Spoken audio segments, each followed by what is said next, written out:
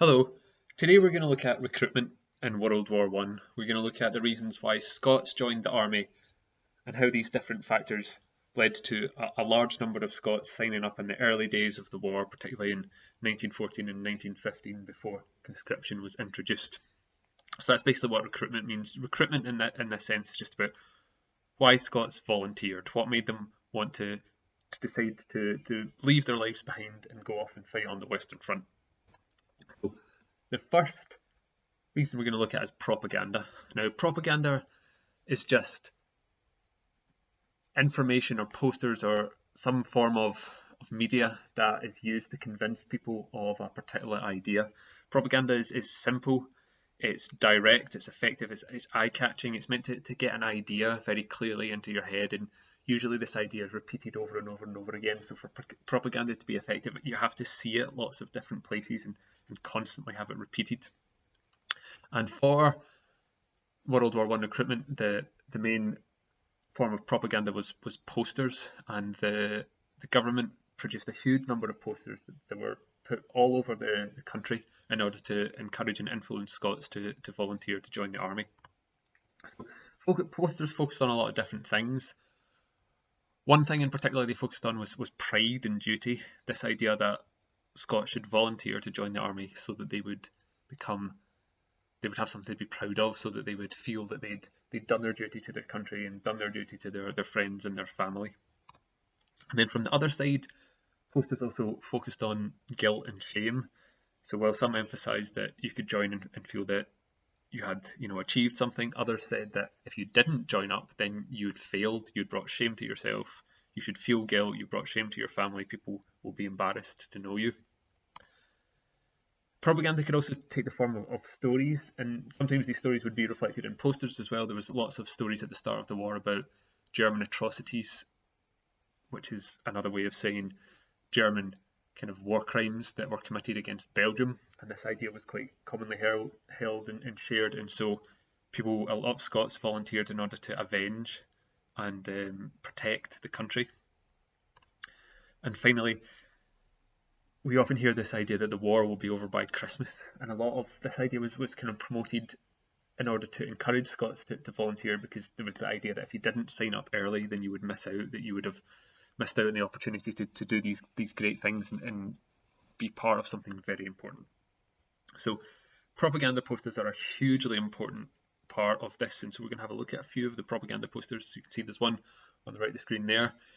You see the kind of this idealized version of Scottish soldiers and how happy they are and how they're all in step, as if it's a united country. This is perhaps the most famous one. It's the picture of Lord Kitchener.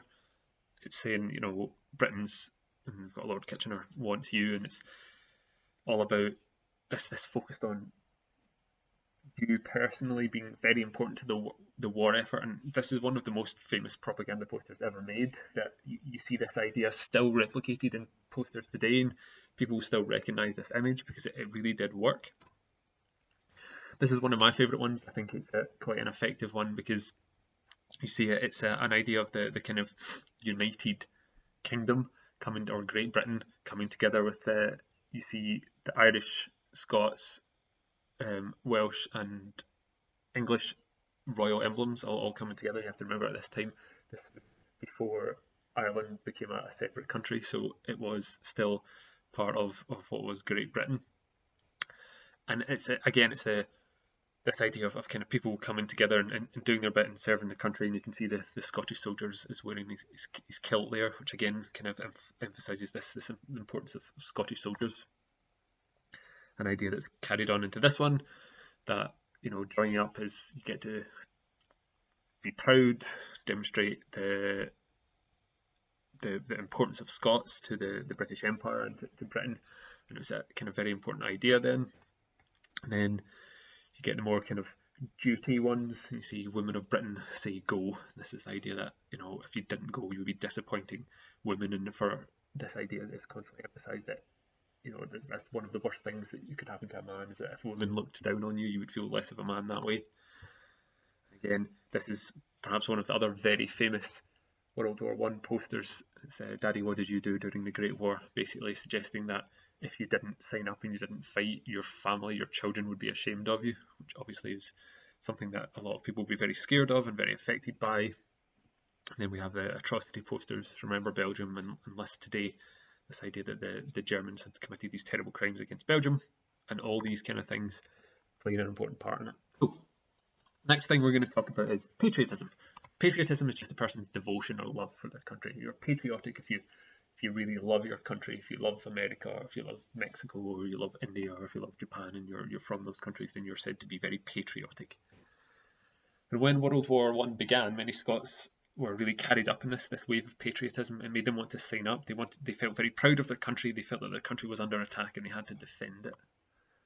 Scotland's also really famous for its proud military tradition, and this encouraged many men to volunteer to join the army so that they could keep this tradition going. So this patriotism, there's a big wave, this big kind of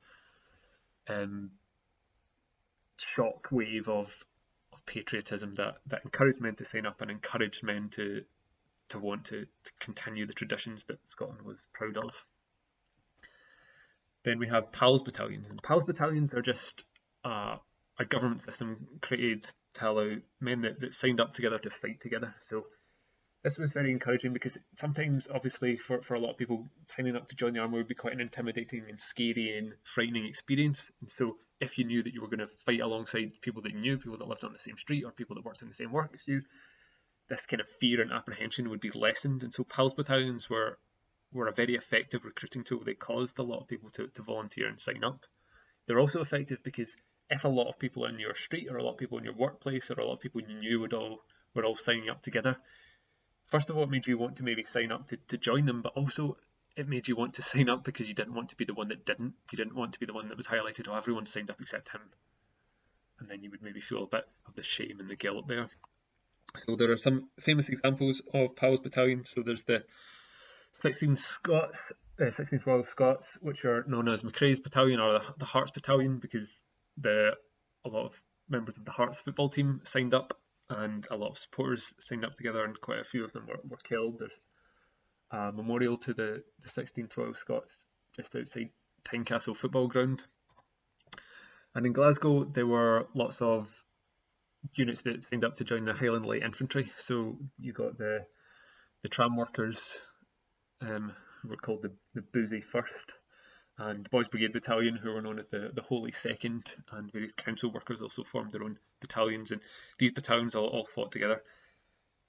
And for some people this was very successful, and it did make them sign up and work together, but it also had some negative effects in that some units were very badly or suffered very bad casualties at certain points in the war, obviously famously at the Somme and the Battle of the Marne and various other tragic battles. And if a unit experienced a high number of casualties, that meant that one area would have experienced a high number of casualties. So certain areas of Glasgow experienced a lot of tragedy because a large number of the men that had gone to sign up were killed in their unit together. And so this had a bit of a problem. Also obviously caused problems that when you were signed up with people that you knew from back home, and you saw them die, you saw them be badly injured, this could be very, very upsetting for people.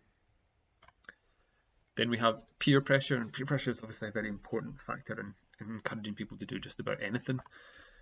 Basically, peer pressure is influence that those around you in society have on an individual. So in school you get peer pressure from the people in your class and people in your year and the kind of people you know.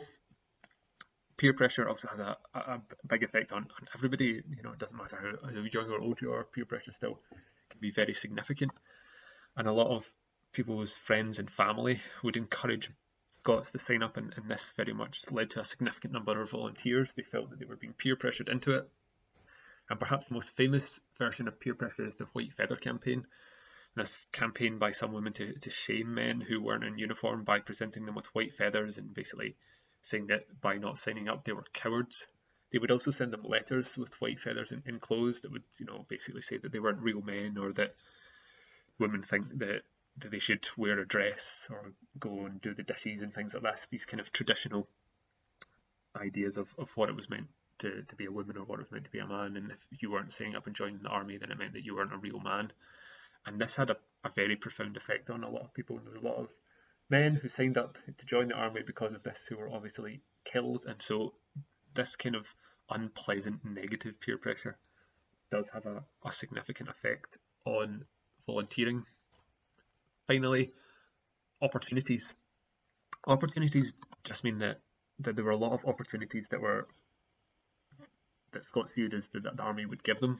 First of all, there's this idea, kind of it's clear in that poster, that if you joined the army, you could see new places and perform heroic deeds and just generally become this hero and have this sense of adventure, and the army kind of would give you that opportunity.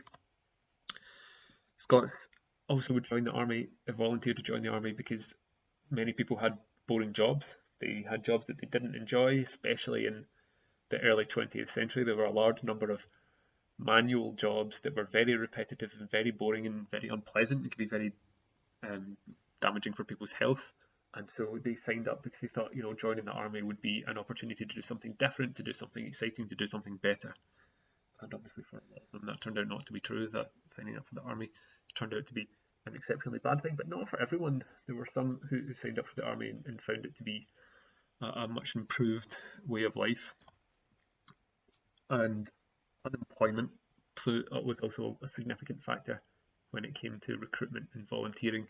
A lot of Scots who didn't have a job saw the army as a chance to get a stable income, to get a stable job, and so they would sign up in order to give themselves a chance of employment. You can see that areas of Scotland where there are high unemployment tended to also have very high rates of volunteers, because there were large numbers of people who felt that they had just nothing much else to do, and so the army provided a chance to kind of get out of that cycle of unemployment. So hopefully that has given you an idea of the different reasons that Scots volunteered, what made them volunteer, and why there were such large numbers of volunteers, particularly at the start of the war.